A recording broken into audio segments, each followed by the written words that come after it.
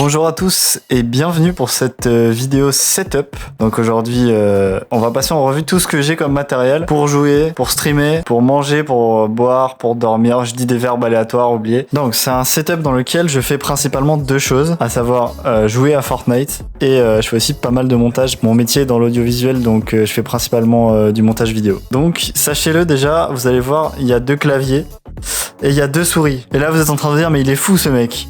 Non, c'est parce que j'ai un PC et un deuxième PC. En fait, j'ai un PC de jeu et un PC de stream. On va commencer, je pense, par les PC, comme ça vous comprenez directement. Donc j'ai mon PC de jeu. Donc c'est un PC que j'ai monté moi, que j'ai amélioré avec le temps. La config s'affiche à l'écran. Donc c'est un bon PC de jeu que j'utilise aussi pour le montage. J'ai un bon processeur, donc pour le montage, ça c'est aussi bien. Et mon PC de stream a une config abominable et un boîtier abominable aussi. Je vous l'affiche à l'écran. Mais en gros, c'est un PC qui sert juste à encoder quand je stream et à encoder quand j'enregistre mon gameplay. Je vais vous montrer. Sur la carte graphique de mon PC principal, j'ai un câble HDMI qui vient jusqu'ici. Sur cette carte de capture, d'ailleurs, petite parenthèse, à tous les gens qui veulent acheter une carte de capture, une carte d'acquisition, écoutez-moi bien. Il y a des cartes d'acquisition comme celle d'Elgato, par exemple. N'achetez pas ces cartes d'acquisition Elgato. Elles coûtent extrêmement cher pour rien. Cette carte d'acquisition, cette carte de capture, je l'ai achetée sur AliExpress. Et ben, sachez que je l'ai achetée 15 balles sur AliExpress. Elle fonctionne autant bien. Non, vraiment, c'est pas une blague. Donc, en fait, si vous voulez, c'est littéralement une carte qui transforme le signal HDMI en un signal USB et le PC perçoit ce flux comme une webcam. Et dans OBS, ça c'est l'OBS sur mon PC de stream, et ben en fait vous voyez qu'on voit mon écran principal. On dirait juste un OBS classique, mais en fait les deux écrans là ne sont pas sur le même PC. D'ailleurs, petite parenthèse, mais pour avoir une connexion fiable, j'ai un switch qui redistribue le réseau Ethernet aux deux PC. D'ailleurs, c'est un monstre bordel, ces câbles.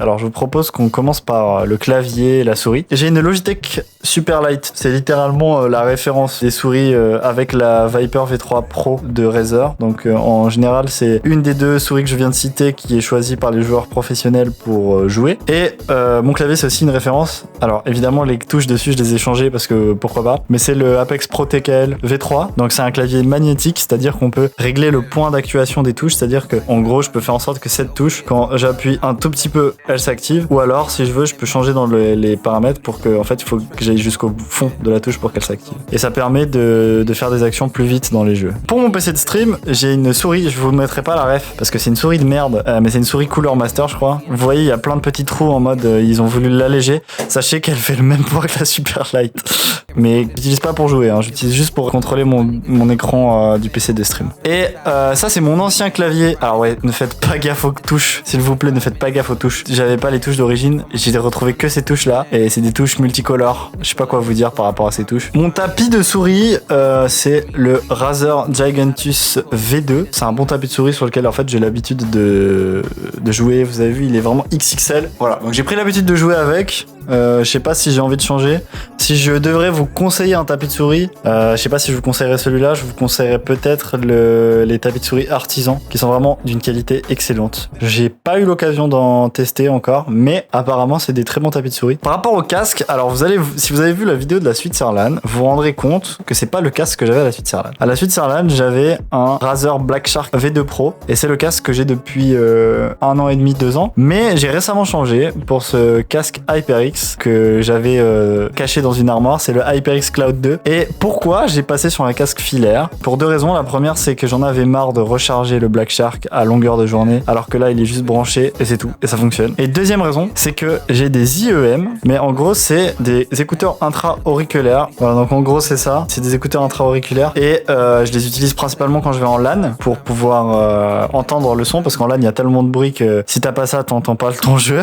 Et du coup c'est pratique parce que j'ai juste à débrancher mon casque là, mon HyperX, et je peux brancher mes IEM là si jamais j'ai envie de jouer avec. Je vous donne la ref des IEM, c'est les KZ-Z10 Pro. C'est une marque qui est vendue uniquement sur AliExpress. Ou peut-être que vous pouvez trouver sur d'autres sites, je ne sais pas. Mais en tout cas, sachez qu'ils sont vraiment pas chers. Je les ai payés genre 20 balles. Et ils sont excellents. En vrai, même si vous voulez écouter de la musique, ils sont vraiment très très bien. Et dernière petite chose, j'ai ça. C'est une manchette Gentlemate. Pour ceux qui savent pas ce que c'est, une manchette, c'est justement quelque chose qu'on met sur son bras. Et ça permet de mieux glisser sur le tapis de souris.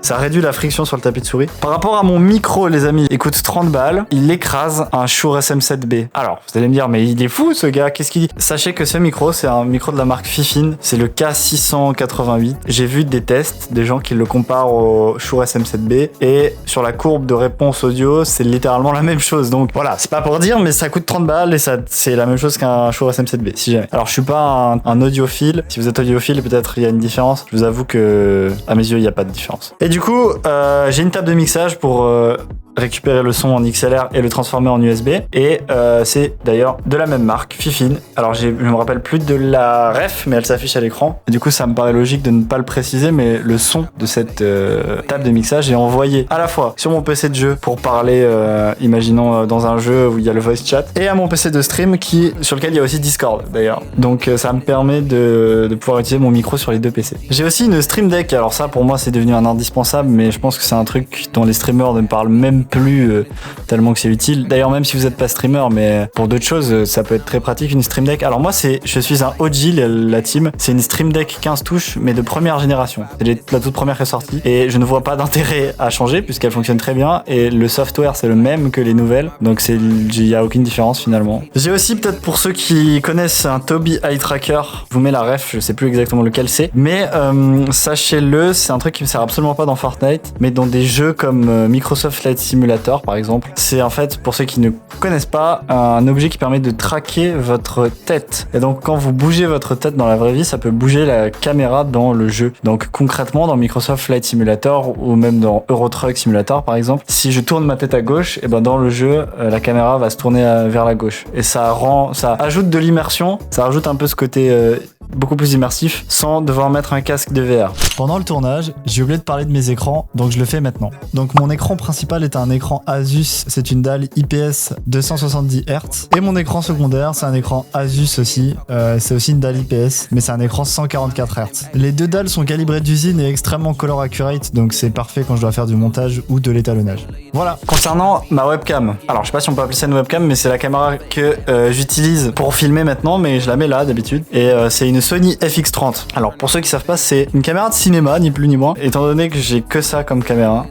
j'utilise ça comme webcam, puisque je fais pas mal de production vidéo dans la vie de tous les jours. Et sur ma chaîne YouTube principale aussi, d'ailleurs, allez voir si vous connaissez pas. Mais du coup, si vous voulez une webcam, je sais pas, j'ai rien à vous conseiller, je vous avoue. En vrai, si vous voulez vraiment avoir une bonne qualité, achetez un appareil photo et utilisez-le comme webcam. J'ai pas par contre de préconisation spéciale. Donc voilà les amis, on arrive sur la fin. Je vous ai un peu parlé de tout. Si vous avez des questions, n'hésitez pas à les poser dans les commentaires. Moi, je pense que mais regardez le nombre de câbles. Genre déjà, rien que le PC de stream, il y a des câbles. Non mais c'est terrifiant. Hein. Là aussi, il y a des câbles. Hein.